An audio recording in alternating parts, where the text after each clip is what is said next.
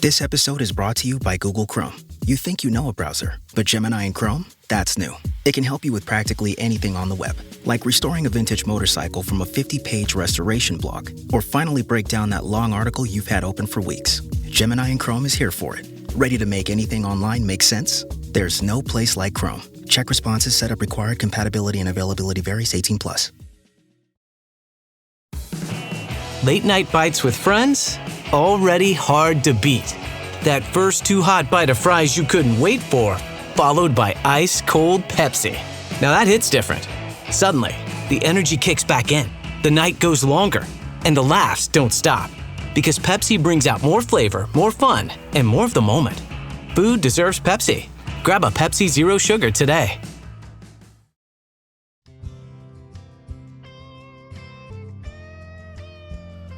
Welcome to DSC's Campfires with Larry Weishuhn, a celebration of hunting, fishing, wildlife conservation, and the outdoor lifestyle. DSC's Campfires is brought to you in partnership with DSC, Conservation, Education, and Advocacy. Hornady, accurate, deadly, dependable. Taurus, makers of award-winning pistols and revolvers. Stealth Vision, high-tech precision hunting optics for today's hunter. Agar Cafe, elevated coffee, elevated life. Destination Hunts, your premier hunt advisor. Choctaw Hunting Lodge for some of the finest hunting in North America. And Double Nickel Taxidermy, preserving your memories. Mr. Jim Zumbo, over the years, which goes back now several, you and I have had an opportunity to send several decades. Are you saying we're old? Yeah. I think you're right, but we've shared some mighty fine campfires, in real campfires out in the woods, and and also some interesting campfires around years ago when we both were a little bit more liberal in terms of drinking adult beverages, particularly maybe say like in like Las Vegas and a few places at the SHOT Show and NRA shows. That's right. Yeah, we did enjoy those. Well, we still do nowadays, although mine doesn't have alcohol in them anymore, thanks to a little heart issue I had a few years ago. But anyway, yeah, it's been a great time we've had together, and a lot more time to look forward to. And here we are in Texas, enjoying a good old fishing trip on the coast. Absolutely. This three amigos with Jim Zumbo and Rick Lambert and I, every opportunity that we can, which is not often enough to get together, we do, and we're down here in Texas right now fishing. Yep. Jim, do you remember you and I had both drawn moose tags in Colorado. Do you remember that big moose that we saw? Yes, I do. And you want me to tell a little bit of that story? I would love for you to, because there's more to it than just... So Larry and I each drew moose tags in separate units in Colorado. And the day before this, it was only a 5-day hunt of all things, but that was way back when they were just kind of starting those hunts. But it was a once-in-a-lifetime hunt if you killed one. But you only had 5 days, and the moose season opened on the same day as elk season. The general elk season. 200,000 people out there. Kind of scouring around the woods. But we're driving up the road, you and I and Madonna, and I don't know if anybody else was in. Madonna's my wife. Just the three of us. And we drive across this little willow bottom, and she says, "What was that?" And I said, "What was what?" She says, "I thought I saw something." And so I stopped. She said, "No, keep on going. It's probably just a shadow or a shade or something." So I thought, well, I'll check it out. So I back up, and here's this monster moose just walking up this creek bottom. And, oh, my God. Now, I've done a little moose hunting up north, and that thing he was unbelievable. And you saw it, and we all saw it. And so I figured typically that moose probably wouldn't go very far, but it was during the rut. Right. And that's the time of year when they will start traveling looking for cows. But I decided that I wanted to shoot that moose. So you went on your way in your unit, and I started looking for that moose. And for opening day, I went right back to that spot with Madonna, and there was no moose. We looked around, and so we start talking to elk hunters. There were camps everywhere, and we're asking if they've seen moose. And, oh, yeah, we saw a big one about 2 hours ago, and, we saw a big one yesterday, blah, blah. So basically what had happened the first 4 days, we saw 7 bulls. I called maybe half of them in, and they were definitely not the big one. You know, the biggest was maybe 36, 38 inches, but I always had my heart set on that big guy. And I said, okay, on the last day I'm going to just shoot any moose, because I didn't think I'd ever draw a tag again. And the last day I never saw a moose. And you had gotten yours, I think, on the opener with a handgun. Well, it was into the season as well too. Yeah. I was shooting. We had just come out with the TC Encore. Okay. And yeah.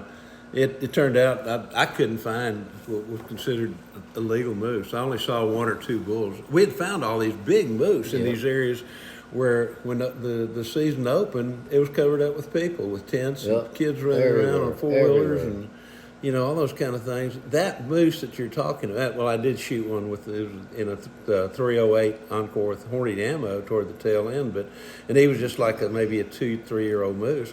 But that moose that we saw, that you and Madonna and I saw, as it was kind of walking away on his right antler, which is exposed to us, I could count 18 points, and I could not see the brow area. But he did have like a drop tine coming down, kind of in the center of that antler. He looked like a Canadian, or actually like a Alaskan Yukon moose. Yes, he did. But what was interesting, I was doing seminars around the West, and I did one in Denver every year, as a big, you know, one of those big expo shows. Right. I was doing a seminar, and I don't know how, my memory, I don't remember exactly, but there was a guy in the audience who said, "I shot your moose." And he showed me a picture. He was a chiropractor from Boulder, and it was that moose. It was that moose. He shot it in another unit. And obviously, on the opener, obviously that moose just walked out of my unit and into whatever unit he was, and he shot it. And I'd been hunting a ghost moose.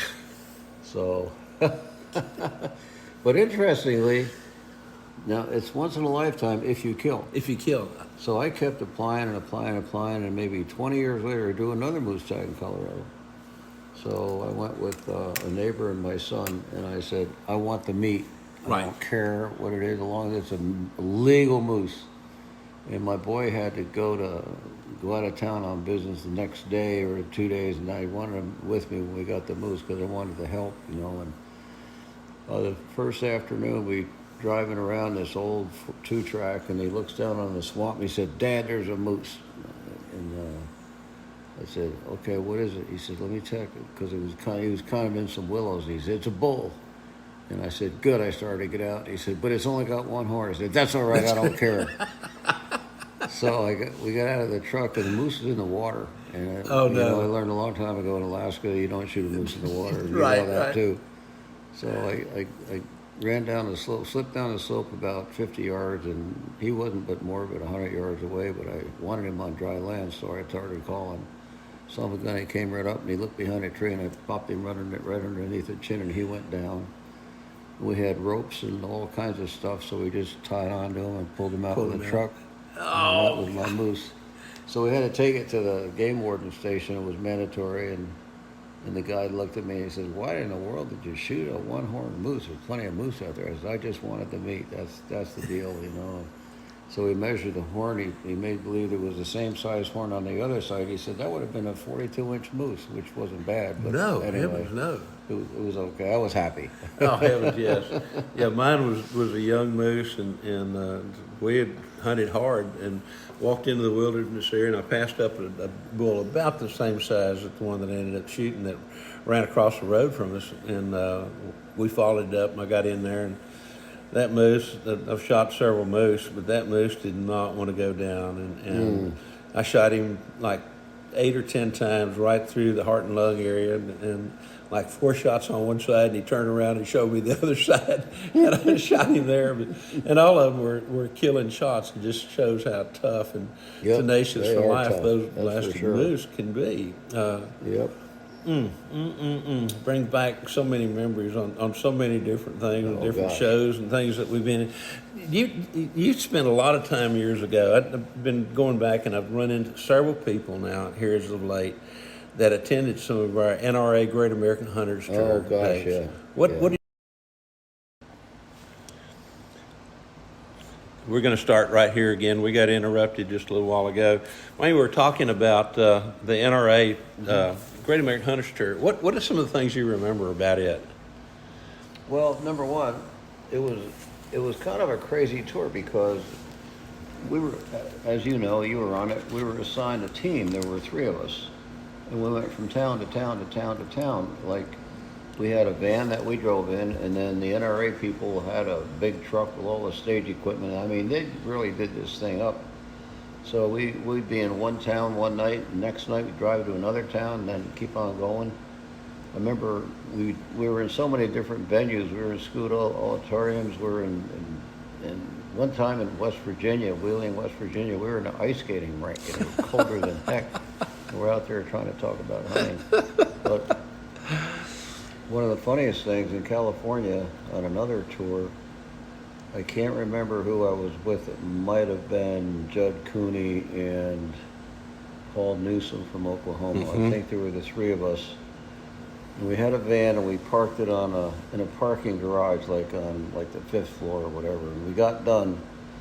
And we went back to the 5th floor, and we're looking for the van, and we couldn't find it. I think it was a powder blue van or something. We could not find that thing. We walked all over the place, and we thought we knew where it was. So we went up, checked the floor above us. We checked the floor below us. We couldn't find it. So we found a security guy. Right. He says, somebody stole our van. So we went back to the 5th floor, and he looks around, and we told him what the license plates were. And we didn't bother looking at license plates. We're just looking for that colored van. He said, there it is right there, about 10 feet away from us. There were yellow lights on the roof of that parking garage. So it made that damn van look like it was white. And we looked right at it so many times and had no idea. So, of course, that was embarrassing as heck. But at any rate, that was one of the funniest things that happened. Just being on the road with the same 2 guys, it was just crazy. I mean, it just, oh boy.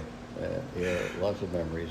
We did that for 2 or 3 years, and I remember the very first one that I did. I flew up somewhere up in the Northeast, and it was with Jerry Chapetta, who you would probably recall, and Dick Idle, and had an absolute blast. And then over the years, the next couple of years, I got to be all over the state. Didn't so much get in the far west, but all throughout the near west and the Midwest, and I think one of the last ones I did was with John Wooders and Bill Bynum in Texas. We did a multi-town tour here in Texas, and that was so much fun in so many different ways.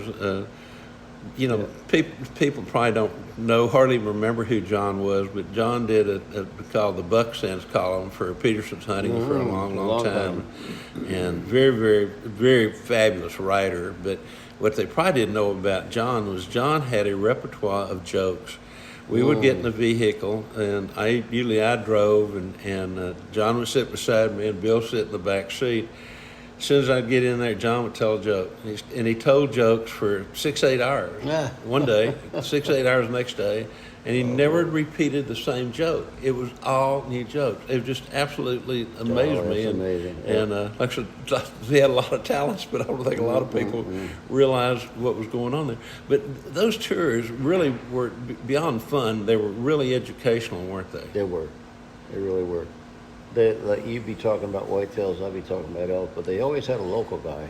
Yes. With us that pretty much talked about something that the people could relate to. Exactly. Like maybe some guy would talk about turkeys, or another guy would talk about rough grouse or whatever, But it was informational, and I'll tell you, they spent some money on that stage production because that was a big deal. All of the AV equipment, and the microphones, the speakers, and everything. It was a major deal, and I commend them for putting that thing together because it was kind of complicated. It really was, but it was, at the same time, it was great fun for those of us involved. I did a bunch of stuff with Craig Boddington as well, too. Craig and I traveled together for a long time as well. And, there was a huge list of different places that we went to, and as you said, a lot of times we had a local. And I think where the local thing came in, though, they had a tour date in Michigan, and at that time it was illegal to hunt out of tree stands. Oh. And one of the primary speakers was a guy who spoke about nothing about except for hunting out of tree stands. Oh, geez. And so, Oh, God. and I think after that is when they started getting somebody that local that kind of knew, what kind of was going on. But Yep. oh my gosh, there were so many great memories about all those kind of things too. Two, we were talking earlier, we've known quite a few writers over the years, and one of the hunts that we were talking about kind of driving up here was a hunt that we did I was in Iowa or Illinois that we did in Tony Knight's Illinois. in Illinois, and Tony Knight's old home or an old farmhouse there with all the different writers. Oh, that was Missouri. But that was Missouri, right? Yes, that was Missouri. You're right. Yep. What are some of your memories on that? Total chaos. There were about 30 of us, and there was a bunch of writers, and there were a bunch of manufacturers like Bill Jordan with Realtree and Miss Dr. Juice. I don't know if people even remember who he was, but back in the day he was famous, and another guy that had tree stands, and Brent Hunt was there. Rusty Duck was there. Yep. Those two brothers, and lots of them. And Jim Shockey, that was the first appearance he ever made with any writers, I believe. He came down from Canada, and no one knew who he was. He's a big, tall guy. And when he was hunting, he had on all white, because in Saskatchewan you got to either have all white or all yellow or all red or something.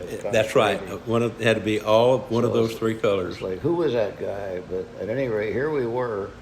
And there were 2 or 3 RVs parked there, motorhomes, but they were all winterized, so there's no water in them. So there's one toilet in that farmhouse, and there were 30 guys. So, when you had to go, there was no other option than to go outside. But it was just funny. We played some jokes on each other, and pretty hilarious. I'll never forget that. And I think that's where you and I maybe first met. It was the first. Beginning. I think we had met like at SHOT shows and NRA shows and that kind of thing. But I think that's one of the first times we really had an opportunity to spend a whole lot of time together. And you're right. The one thing about Shockey ended up sleeping in the. Oh, yeah. Bill Bynum and I drove there because we were hunting, seemed like in Tennessee with Night and Hail. Mm-hmm. And we drove from there to there, and we ended up in a small room at the very top. I don't think it was a bedroom, but there was a place where we could throw out a bedroll, and there was a bathroom there next to us, not very far from there. And Jim Shockey ended up sleeping in the bathtub because that was the only room that was left at the time. Yep, that was a pretty crazy trip, boy, I'll tell you. Yeah. You've been around a lot of different writers. And Jim, when did you sell your first outdoor publication, magazine article, or whatever we want to call them? Do you remember? Yeah, I do. It was about 1963 or 4. I was in college, in my last year in college, and I sold a piece to Outdoor Life on a little fish that lives in a lake that's shared by Utah and Idaho, Bear Lake. Big, beautiful turquoise lake, and the little fish is called the Cisco, about 8 inches long, and it only spawns in January along the shore, shallow water. And this lake is a couple 100 feet deep. In fact, it was a remnant of the Great Bonneville Ocean in the west, but they didn't bite any kind of lure in it. They just ate microscopic stuff. So we'd go out there with nets, and we'd basically catch them with the nets, swirl the nets around. But let me back up for a second. I was writing the outdoor column for the student newspaper. Mm-hmm. And we had a party one night. We were all foresters, and we were all kind of crazy and rowdy back in those days. There were no women in resources at all. And we're talking about the 60s. So we're in this cabin, and we were all drinking beer, and we had a bathtub full of beer and ice, and one of the professors walked up to me and he said, "Zumbo," he said, "you think you're a big shot writing that stupid column in that newspaper?" He said, "Why don't you try to write a real story for a magazine?"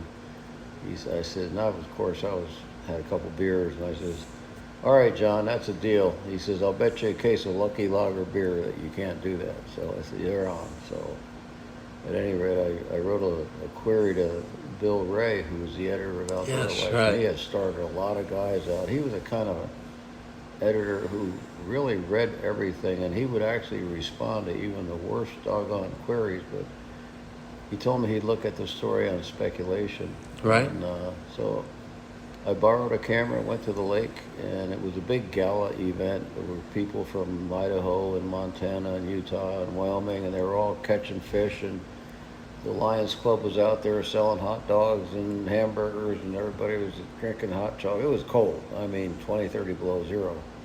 But it was a lot of people and a lot of fun. So anyway, they bought the story, Outdoor Life bought it. I'll be darned, So yes, sir. that's how it started. So, yeah, so I have to thank John Hunt, and I did get that case of Lucky Lottery. But an interesting thing, I sent the query to Bill Ray, and I hadn't heard from him in 2 or 3 months. I figured, oh, well, okay. So, Right, well, yeah. I'm a nobody, absolutely nobody. I had no tide, no nothing. And all of a sudden I get this letter from him, and he wrote back, he says, you sent your query to the circulation department in Boulder, Colorado. The subscription department. Right. He said, you didn't send it to me in New Right. York. But they somehow finally sent it to him. Send it to him. And he got it late. But so. Golly, that probably wouldn't happen these days. Oh gosh, oh no, You know. especially, and it was a national feature in full color. I mean, nowadays it's got to be something that everybody wants, the whitetails or Right. whatever. But in fact, he said they paid me $300. Now here I was, a broke college student, just got married, living in student housing, and the money hadn't come for a long time. And I asked my wife, I said, I wonder where that check is. She said, I haven't seen it. But in those days, there were calendars, old calendar, with that kind of a pocket in it where you put your bills, and stuff that's kind of. I remember him Need well, action. yes. And I went through that, and I saw an envelope that said Popular Science. I said, well, Yes. that must be a subscription. It wasn't. Popular Science owned Outdoor Life, and there was this check sitting there, There was for that about check. 4 weeks, and I didn't know it. Oh my goodness, I Jim. almost threw that damn thing away. I just, so that was my first article. What about the books? How many books have you written? Do you even know? Well, 20 or 21. Okay. Most on big game hunting. I wrote 2 fishing books. The first book ever was on fishing Flaming Gorge Reservoir, and shared by Wyoming and Utah. And that was basically a guide to it was kind of about a 64-page pamphlet with a full color cover and back. But the next book I wrote was ice fishing, hardcover. Ice fishing. East and West Bite, and Chet Fish used Jet to be fish, yes. the editorial assistant under Bill Ray with Outdoor Life for years, and then he went to work for David McKay Company in New York. And I saw him at a SHOT Show, and he asked me if I wanted to write that book, and I thought, ice fishing, and I thought, well, this is a big deal, because I never read. So they were going to pay me royalties, so I wrote that. And he also contacted Dwight Shue and J. Wayne Fears to write books. J. Wayne was going to write a book on swamp survival or something. And but anyway, I wrote that book for Chet, and that book came out, and it didn't sell very many copies. I mean, how much can you write about fishing down between your legs in a hole in the ice, I did manage to write 200 pages, but... Oh my gosh. well, it was safety on the ice and what lures you use and how to find fish and all the equipment you need. Right. But back in those days, there were not even ice fishing shelters like now. Oh yes. Everybody on the ice has got a pop-up shelter. You jump in that, turn on your little furnace and cut a hole and you're all set. But yeah, that's how it all started. The only time I've ever fished ice fishing was up in Minnesota or Wisconsin, Minnesota. And I think the whole thing there was this little cabin out on the ice with a whole water, in the ice. But the big thing was to drink schnapps while you were there. Oh, there you go. Yeah. So did you have a chapter on schnapps? I should have had a chapter on libations on the ice that make you warm and happy if the fish aren't biting. Well, let me back up. Before that happened, that was at Utah State. I went to a little forestry school just south of the Canadian border in New York, way up in the Adirondacks, called Paul Smith's. And there were two courses. One was pre-professional for us, the other was terminal. Pre-professional basically gave you 2 years of study that you could transfer to another school and get your 4-year degree. Gotcha. I didn't take that. I took the terminal course. I studied sawmilling and logging and dynamiting, and we made sugar syrup. So that being the case, I went to Utah State, but I had to almost start all over. But when I was at Paul Smith's, there was a kind of a local legend up there. All the old timers talked about this big buck. They called him Old Joe. Old Joe. Big whitetail, one of those swamp bucks that weighs 200 pounds, you know. And I don't know if they were all just lying or whatever, but anyway, I went out one time with my 30-30 Model 94, and I was slipping through this swamp in the middle of nowhere. I mean, I was 3 miles from the nearest road, and it was snowing out, and there were 2 trees that were kind of just for me to squeeze. I was squeezing through that tree. They were both horizontal, 2 logs, and all of a sudden this big buck jumped up. My God, all I saw was antlers, and I just saw a white tail. I couldn't even move. I was between these trees, so I wrote a story about him for the college paper. They called it Old Joe, and they published it. I couldn't believe it. So, you know, I'd see that byline, holy smokes, Old Joe by Jim Zumbo, and that was my first ever printed thing. I'll be darned. And that kind of, you know, I just thought, well, that's cool. So then when I transferred to Utah State, I met a bunch of guys, and one of the guys heard that I had written that story, and he says, would you like to do a deer and elk forecast for the student paper at Utah State? And I said, sure. So I did a little research and stuff and did a forecast, and that led to me writing that column. And that led to the professor saying that, so that's kind of where it all, the whole And that's for the absolute beginning. longest time, too, with Outdoor Life. You were the Western? I started as Western editor. Western we had editor. the old yellow pages. Yes, right, the yellow pages, My right. job was to send 720 lines of clean type to New York, along with maps and photos. And in those days, there were 19 states in the western region. They went from the Dakotas all the way down to Texas was in it. Russell Tinsley was one of my writers. And but at any rate, I did that for years, and then the yellow pages went away, so they made me editor at large, which basically meant I wasn't doing anything regular on a regular basis, but I was just sending them features. Right. Which was cool because I could travel anywhere, you know, and do whatever. And then finally, after Jack O'Connor retired, Jim Carmichael stepped into his shoes, and after that, Vince Sperano hired me as hunting editor, and Carmichael took the shooting part, and I took the hunting part. So that's where that ended up. So I was basically with Outdoor Life for 30 years. So for full time. You know, that's phenomenal, Jim. I mean, it really is. So, anyways, that was how it all happened. Now, you did a lot of hunting, but you love to fish too. I love to fish. I absolutely love to fish. I mean, you know, sometimes I think, do I like to fish more than I like to hunt? Not really. I love to hunt, but fishing you can fish year round. Of course, hunting you got certain seasons. Right. But I just love to fish. I love to eat fish. Love to catch them and clean them. I like to clean them and the whole deal. But yeah, the outdoors has been my life. And ever since I was a kid, I was always interested in spiders and ants on the sidewalks. You know, and I had pet spiders. And my dad took me out. He was a scoutmaster and got me outdoors. And we went on camporees and stuff with the kids. And a lot of guys say that their dads were their mentors. My dad was a mentor. We used to take, my grandfather had a couple beagle hounds, and we'd go out and hunt rabbits, and my dad and uncles and cousins. But my dad wasn't really a serious, there were very few deer back in those days in New York. There was one guy I know, he got a deer every year, and I think he killed it at night.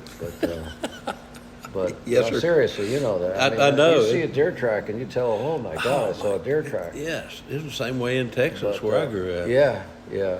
So, but then I just started hunting with my buddies pretty much, and graduated to a shotgun and then a rifle, and shot my first deer, believe it or not, when I was 21 years old.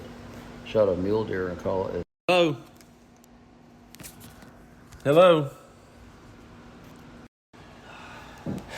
Sorry about that, folks. We're here in a place way down deep South Texas, and we had a couple of different interruptions. But the last interruption came from a dear friend of ours. I had to take a phone call, as did Jim, from J. Wayne Fears. And I know, Jim, you've known Fears for a long, long time, and gosh almighty, I did so many things over the years, way back when with Wayne Fears, and we were talking a little bit about some of the past memories we've had with him, but good gosh, what a great guy. Yep, absolutely. Yep, great talk, great memories.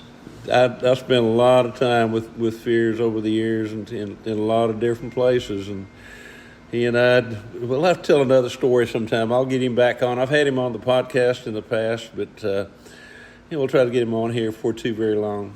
And once again, Jim, we were talking a little bit about where you heading next. You're going to be at, I think we talked about it at the with the podcast we did with our other compadre over there, and you're going to be with him on the one-shot antelope hunt. One-shot antelope hunt, yep, in Wyoming, over in Lander, Wyoming. That'll be in about mid-September. And Rick is on a team. There's 3 people on a team, and it's kind of an interesting get-together. So I'll be going along and just kind of hanging out. You're a pass shooter, and I'm a pass shooter, and it's kind of a fun deal. But there's a little bit of stress because you get one opportunity to get an antelope, and if you miss him or if you wound him, you get a 0. So the best score you can get is 3 because there's 3 of you on a team. So it's going to be interesting to watch Rick, and I know he's going to get the biggest antelope and the earliest one. So absolutely, we're going to be rooting for him, and it's Team Javelina, and that's with Greg Simons, who's a very dear friend of many, many years, and Brian Feenhold, who's our Chief Operating Officer with DSC and DSC Foundation. I was approached by one of the board members, and he said, I've talked to Greg Simons, but would you give me 2 other guys that ought to be on this team? And I told him immediately, I said, well, the first one we're going to need to get on there is going to be Rick Lambert. And then I need Brian Feenhold, who does so many great things for us at DFC, and he used to be with the Mule Deer Foundation and about other places. And so I thought that would be just a great combination for a team, and of course wish them very, very well. And hopefully hopefully they're the first ones in, and hopefully they're all get a big old antelope while they're out there. Yes, sir. But it's going to happen. Jim, are you still selling your books? Yes, I am. Tell me where people can get copies. And you mentioned there are like 20-some total books. Well, yeah, but most of them are out of print. Out of print. I've got 4 of them that I got. One of them is called "To Heck with Elk," "To Heck with Deer," "To Heck with Moose," and "How to Get an Easy Elk." And the "To Heck" books are basically, they're about 30 chapters, and each chapter is about a particular hunt I've taken. So that's kind of what they're about. And then one called "How to Get an Easy Elk," which there is no such thing in a lot of the northern country, but kind of a fun book. So anyways, you can just go to my Jim Zumbo Outdoors site, and it's got all the information there if you want them ordered or if you want them autographed, whatever, so that would work. Absolutely not. JimZumboOutdoors.com or JimZumboOutdoors.com or just Jim Zumbo Outdoors. It'll take you to my take you to my page. So either one will take you to the page, and they can add their request that you sign a book to them specifically. You betcha. How truly cool. Well, Jim, I can't tell you how much I appreciate you having around the campfire. We'll do this again. Get into a few more. There's a bunch of other topics I want to talk to you about. So we go back so far. We got so many common memories. It's just fun to get together because you remind me of stuff that happened. Well, and I was like, holy smokes, that did happen, didn't it, Larry? It actually did. And as you mentioned, there's so many fabulous memories, and I truly, truly appreciate the time that I've gotten to spend with you in the past and being here with you right now, and looking forward to doing even more of that in the future. Absolutely, buddy. Ladies and gentlemen, thank you again so very much for being around the campfire with us. You can get in touch with me a lot of different places. There's a Larry Weishuhn Facebook page, a LarryWeishuhn.net website.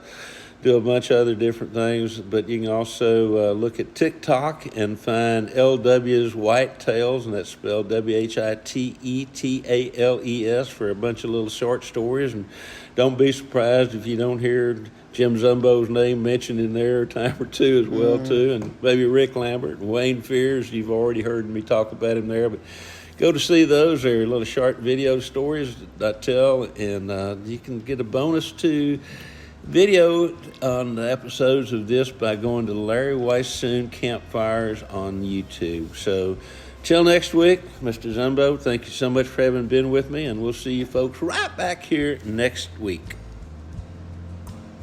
DSC's Campfires has also been brought to you by the Crown Bar in LaGrange, Texas, Texas Wildlife Association, Habit, Our Gear, Your Adventure, Double Nickel Taxidermy, and Burnham Brothers Game Calls.